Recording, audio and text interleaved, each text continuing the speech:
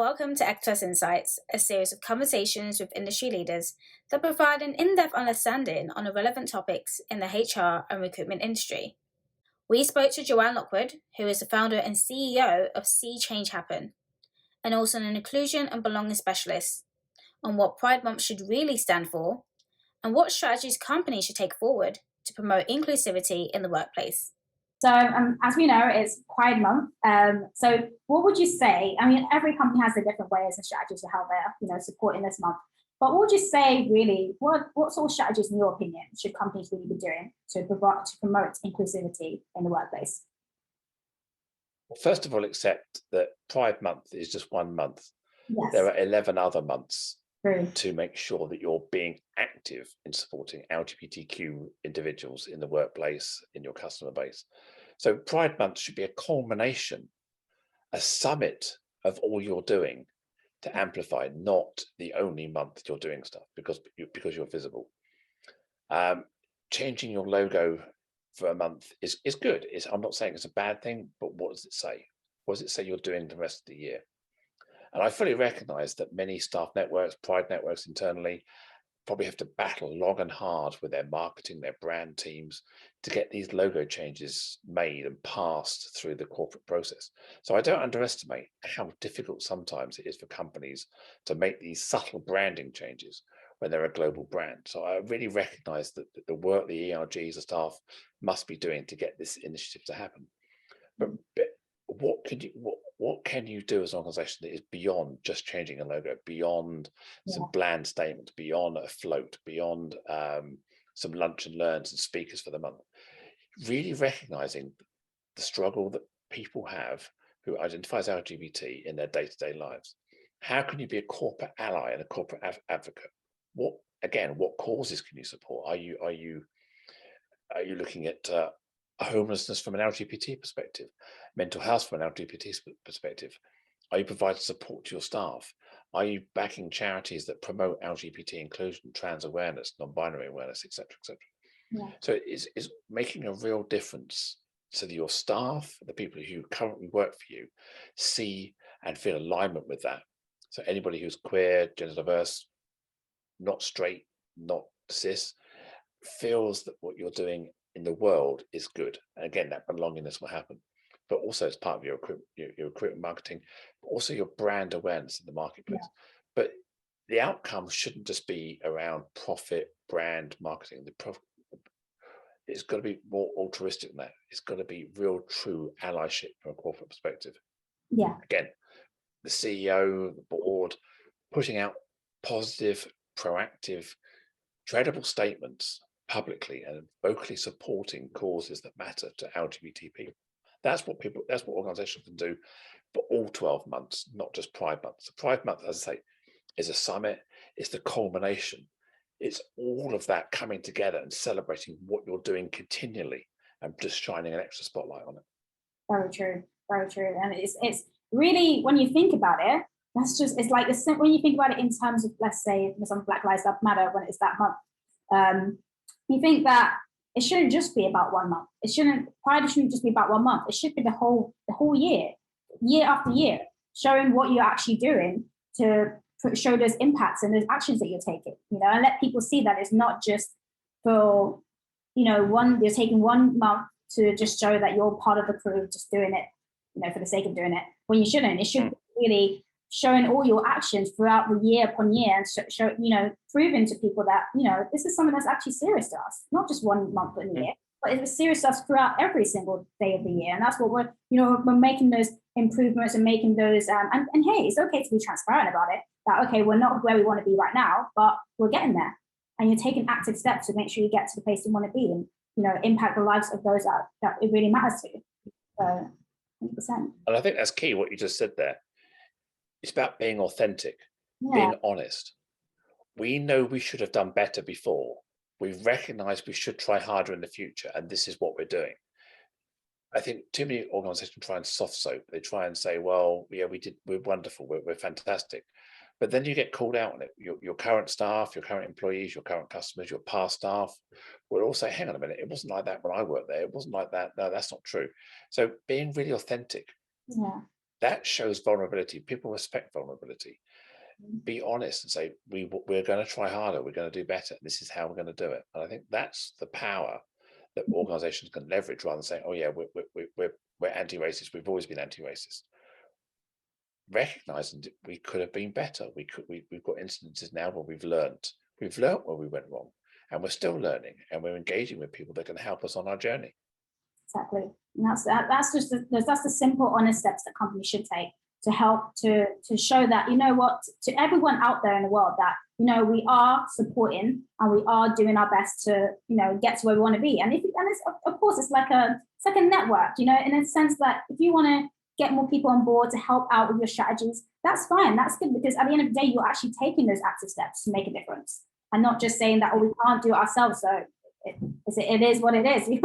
Companies can't afford to be like this. If they want to succeed, if they want to, you know, show to people that they're a company worth working for, you know, you've got to bring that sense of that we are trying, and we want to try, you know, that want to try and help and make a difference, that has to be there, you know. And company candidates, you know, they will see that from the get-go. They will see that, okay, they said they're doing this, but I want to see that in action. I want to see that you're actually doing this day in, day out to try and make that difference. So yeah. Sure. Very interesting. I think we talked in the past about bringing your whole self to work. And I think that phrase is now evolving into psychological safety. I want to feel that I can be me in the organization. I don't feel like I have to be watched, or feel like someone is watching me or looking over me or devaluing me in a certain way. So psychological safety is becoming really important to people. That's bringing your whole self to work. And I think psychological safety is a great way of expressing that in a more contemporary phrase. Oh yes, of course, definitely, absolutely. Okay, so in sense of like, okay, like I know a lot of companies are doing what they can do to the best of their ability, and there's some people who still need to make those improvements.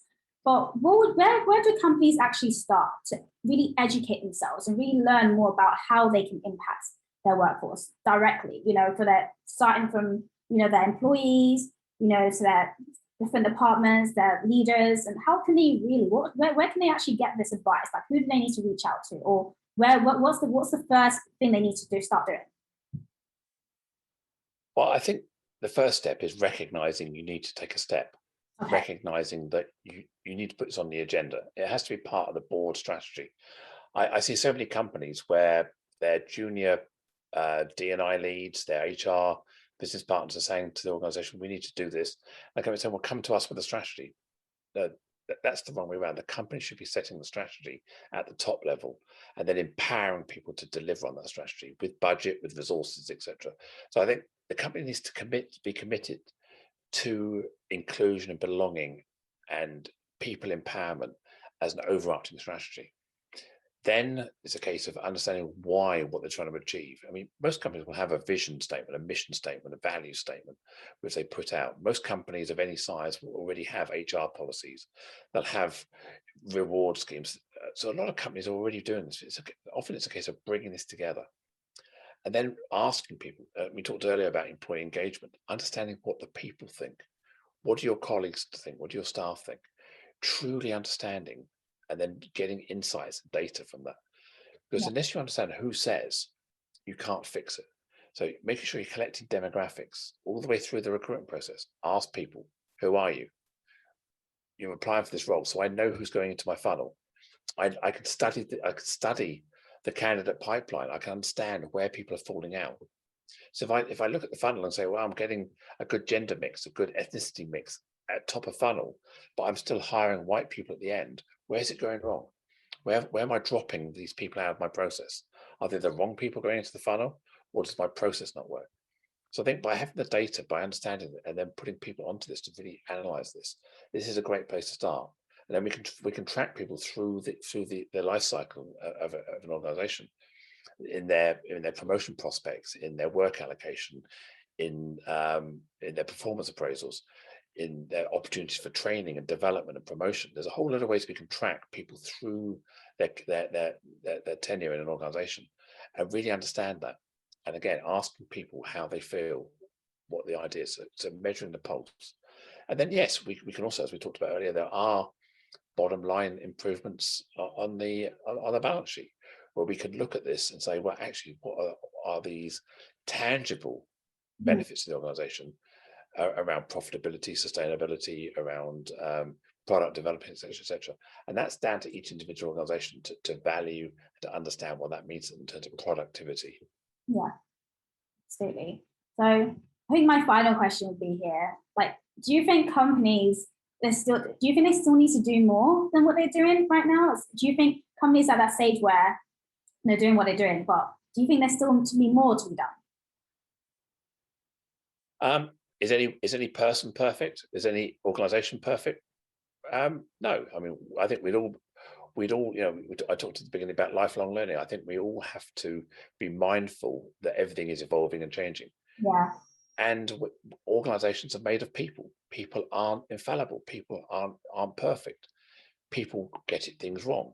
And also because people are all different, there is no one size fits all. So organizations continually need to strive for excellence, keep reviewing, keep adapting, keep learning, keep talking and asking their people what to do. So I think it is a continual evolution process, and organizations need, in the same way customer service, all the other functions of an organization always evolve.